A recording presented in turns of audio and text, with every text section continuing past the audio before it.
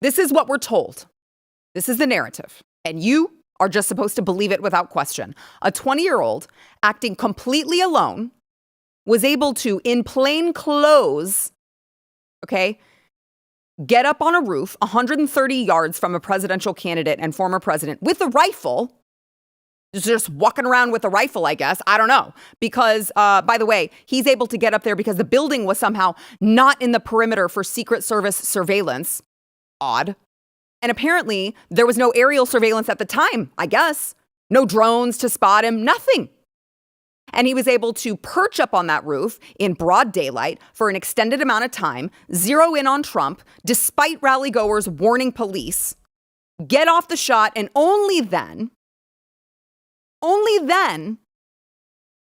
even though counter snipers were like poised to take him out, only then did they actually fire off any shots to neutralize the threat. Seems really odd to me. Okay. Just saying.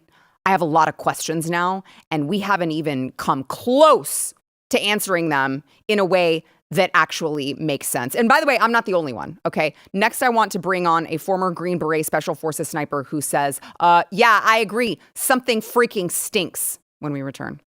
I want to welcome to the show Matthew Murphy. He is a former Green Beret Special Forces sniper who served in Syria, Iraq, and Afghanistan, and also the president of US operations at the Sentinel Foundation. Thank you so much for joining me. Can I call you Matt? That's fine. Okay. All right. Matt, so you have gone super viral all over the place on social media today. And I want to talk about what you think is going on. But I want to ask you first about the counter sniper seemingly hesitating to take a shot. Okay, you've got the counter sniper. You can see them very clearly. Well, I would say very clearly. I'll let you weigh in.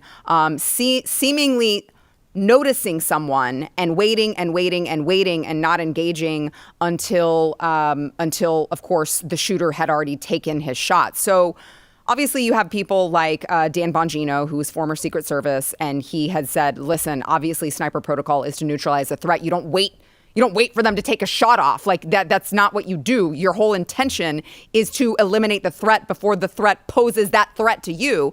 But according to former Secret Service agent Anthony Cangalosi, he said Secret Service snipers are trained to make rapid decisions. He said it's possible if they notice that he was on the roof, Crooks was on the roof, but couldn't tell whether he had a rifle, agents might have waited to fire on him. If the sniper can't tell whether he has a gun, he or she is not going to take the shot. So what say you about that moment where we seem to see the counter snipers not taking the shot?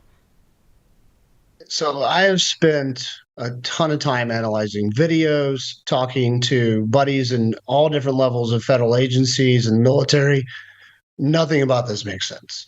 And if you have to take a few steps back to just to how he even got on that rooftop, 120, 150, depending on who you listen to, yards away from President Trump. I mean, that is the closest possible spot you could get. Right. So the fact that there's videos of him crawling up a ladder, crawling up the roof, and then getting into a position, and this time, it looks like minutes, where he is getting in this position and that people are yelling, they're pointing, they're telling the police, the cops aren't doing anything. And, first of all, I have to say this. I don't want to throw anyone under the bus, and I can't throw anyone under the bus in service. I don't know this sniper personally. I have a very close friend that is close with him, and we've been in some very heated conversations for the past 2 days, of course. And there's not a doubt in my mind that the sniper on the roof saw the shooter, saw him crawling across the roof. It would be impossible, even with the naked eye at that distance on a white roof, to not see the shooter. So why he didn't take that shot, only he's going to know. But I know for me, I can only say what I would have done in that situation. You can armchair quarterback these things all day. I would have not hesitated, given the situation, to pull that trigger, because as a sniper, you should know what everything on every roof and every vantage point in front of you is, what should be there and what shouldn't be there. And when someone has an opportunity to assassinate former president, and hopefully our future president, you can't sit and wait. So there's rumors going around that he was told to stand down, and I know the truth to that because with social media being there's a lot of content that's nonsense, right? That's out there right now. People create fake content, fake narratives all the time from all the chats. But one thing that's going viral right now that I haven't been able to verify is this 4chan thread where this guy claims to be the sniper and anonymous, and he talks in detail about what's going on. And there's a lot of people sharing a lot of conspiracy. No one's confirmed or denied that, but in that thread, the guy says, "I was told to stand down." Now, I don't know if that's true, but that is the only reason I can think of, any of my friends can think of, that he would not have pulled that trigger and shot the shooter. Yeah, I mean, it just seems to be that there are so many different coincidences that it rises past the level of incompetency. And in my opinion, we need to be looking at something, perhaps something more sinister took place. Look, it wouldn't be the first time, I'm just saying, Kennedy, it wouldn't be the first time that the federal government was working to take out a president or a former president or a presidential candidate, however you want to look at it. So I personally do think that there's something more sinister at play. And I saw that you had posted a video on your Instagram, basically alluding to the same the same Yes. thought, right? And you posted a woman.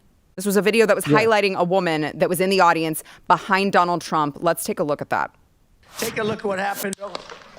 So she's standing there. She seems to not be rattled at all. And she immediately gets out her phone with what appears to be a smile on her face. I mean, it is grainy. I'll give him that. But a very bizarre reaction. What's your take?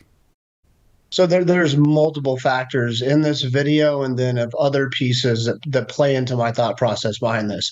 So first of all, when you look at the shooter on the roof, the amount of time he had to crawl, the amount of time he had to get set up, well, it makes no sense to me, especially if Donald Trump is indeed your target, why the first few rounds did not fly at Donald Trump. They went into the audience and they hit spectators, right? So if this kid is not a trained shooter, and there's things on the internet right now about him being kicked off the high school rifle team, maybe he practiced after high school, he's only 20, not being a trained shooter, having multiple shots go into the crowd, killing someone in the crowd, and then here's the other part, then barely grazing a shot right past the president's ear. That just seems very suspect to me. And then no one else behind the president or to the side of the president getting hit by his rounds.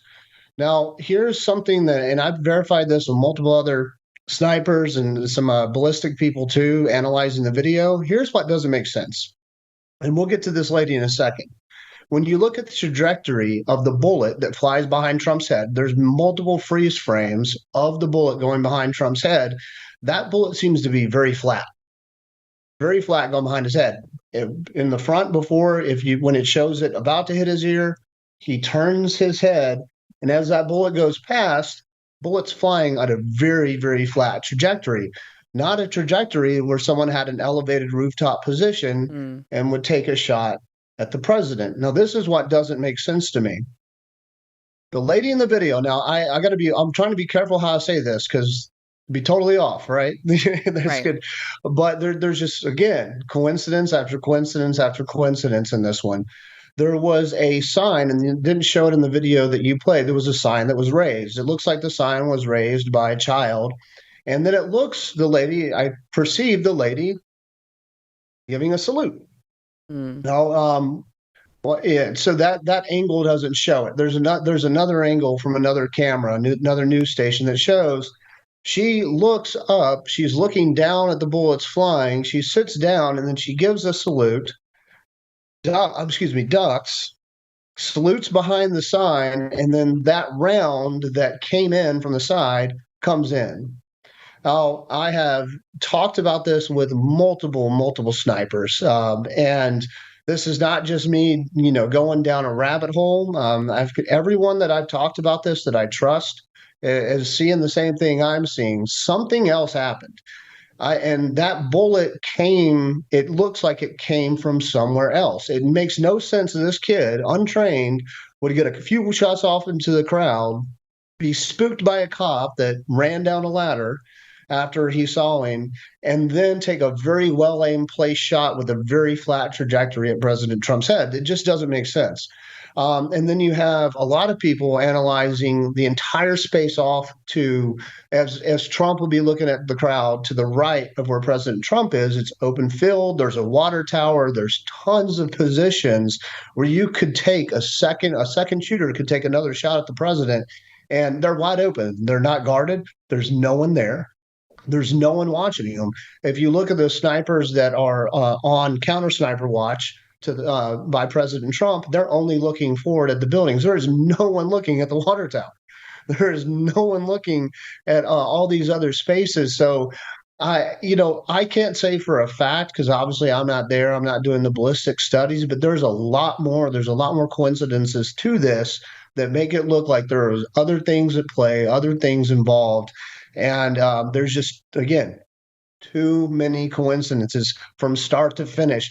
It is like, it's like getting struck by lightning and winning the lottery the same day, that all these things could break down, and then there could be all these things happening to show all this evidence that something is not right here. And I don't believe this 20-year-old kid, given the pattern of fire, the time, the amount of rounds you can audibly hear, could shoot people in the crowd, miss everything else, and then take a great headshot at President Trump. It just doesn't make sense. And I agree with you. So I just want to be clear here for the audience. You speaking as a, what is it, like level 1 sniper? So I was a level 1 trained sniper in US Army Special Forces. So that's the highest tier of sniper school that we have. Okay. So I would consider you to be the expert on this. You speaking as a level 1 sniper are saying you believe that this was either an inside job, there was a second shooter, or a combination of both. There's a combination of a lot of things here. It could potentially be an inside job. I just don't see, given my experience in military security, how we do things, especially when there's high value, personnel.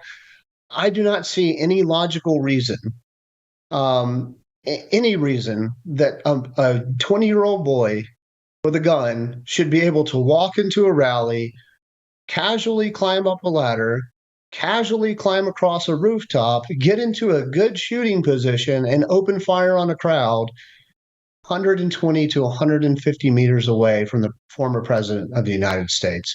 I don't care what JV team was there. I know there's Dan Wingo. I'm sorry, I don't want to butcher his name. A lot of respect for that guy. I listened to him this morning. Oh, and Trump did tell him that they were short-staffed on Secret Services. There were a lot of other agency personnel there. People in the crowd saw this. Right. Exactly. People with iPhones were pointing like, this isn't right. I don't care if you're a Sunday quarterback, armchair quarterback that, yells at MMA fighters they should do better. Right. Everyone saw this. Yeah. There's no coincidences on this. Something had to happen, a breakdown in security, and it could be intentional. Now, I don't want to be a conspiracy at all, but we have a long history of actions here in the United States and historical things that we can go look at that show, hey, there's not always just one shooter. There's usually multiple shooters when things like this happen. Was it a government conspiracy, a corporate conspiracy, somebody with money conspiracy? I don't know who. I'm not going to say who did it, and because I don't know. But there's a lot more here. There's a lot more going on, and sadly, also knowing our government and these investigations, I feel like we will probably never get the truth or get all the answers. Unfortunately, I agree with you. I wish I didn't, but I do. Matt Murphy, thank you so much. Of course, former Green Beret Special Forces sniper and president of U.S. operations at Sentinel Foundation. Thank you so much. Thank you so much. I appreciate you having me.